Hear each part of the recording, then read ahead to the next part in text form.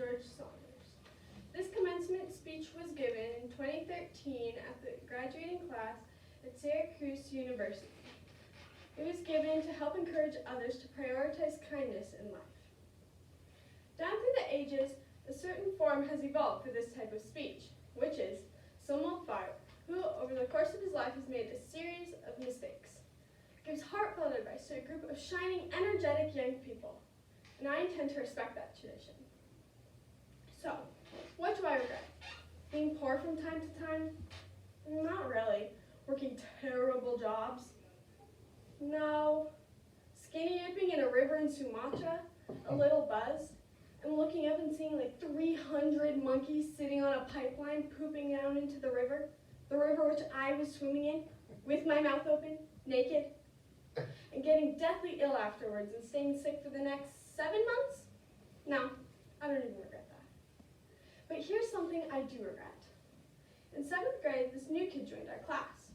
She wore these blue cat's eye glasses that, at the time, only old ladies wore. When nervous, which was pretty much always, she had a habit of taking a hair strand into her mouth and chewing on it. So, she came to our school and our neighborhood and was mostly ignored, occasionally teased. Your hair tastes good? That sort of thing. I could see this hurt her. I still remember the way she'd look after such an insult, eyes cast down, a little gut-kicked, as if having just been reminded of her place in things. She was trying, as much as possible, to disappear.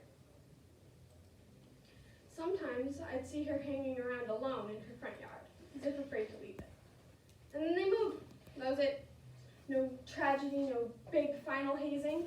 One day she was there, the next day she wasn't. End of story. Now, why do I regret that? Why, 42 years later, am I still thinking about it? I was actually pretty nice to her. I never said an unkind word to her. I sometimes even mildly defended her. But still, it bothers me. So here's something I know to be true. What I regret most in my life are failures of kindness. Who in your life do you remember most fondly, with the most undeniable feelings of warmth? Those who are kindest to you, I bet. I'd say, as a goal in life, you could do worse than try to be kinder. Now, the million-dollar question, what's our problem? Why aren't we kinder? Here's what I think. Each of us is born with a series of built-in confusions. These are, 1, we're essential to the universe, 2, we're permanent, and 3, we are separate from the universe. Now, I don't really believe these things, but they cause us to prioritize our own needs over the needs of others, even though what we really want in our hearts is to be less selfish, more aware of what's actually happening in the real world, more open and more loving. So, how might we do this? How might we become more open, more loving, more present, less selfish? Good question. There are ways. You already know this because in your life there have been high kindness periods and low kindness periods, and you know what inclined you toward the former and away from the latter. Education is good. Prayer is good. A talk with a dear friend. Because kindness, it turns out, is hard. It starts out all rainbows and puppy dogs and expands to include, well, everything.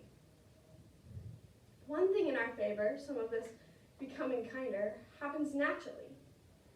We come to see how useless it is to be selfish, get our butts kicked by real life, and people come to our defense and help us. And we realize that we're not separate. Most people become less selfish and more loving. I think this is true. And so, my heartfelt wish for you, yourself will diminish and you will grow in love. And if we are going to become kinder, we have to be our best selves. Because, according to me, your life will be a gradual process of becoming kinder and more loving. Be good and proactive on your own behalf. Do all the other things. Travel, innovate, make and lose fortunes, swim naked in wild jungle rivers, after first having it tested for monkey poop.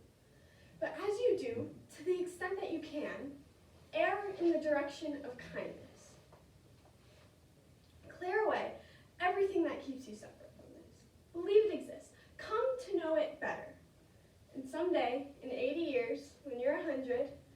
134 and who are both so kind and loving, let me know how your life has been. And I hope you will say, it has been so wonderful.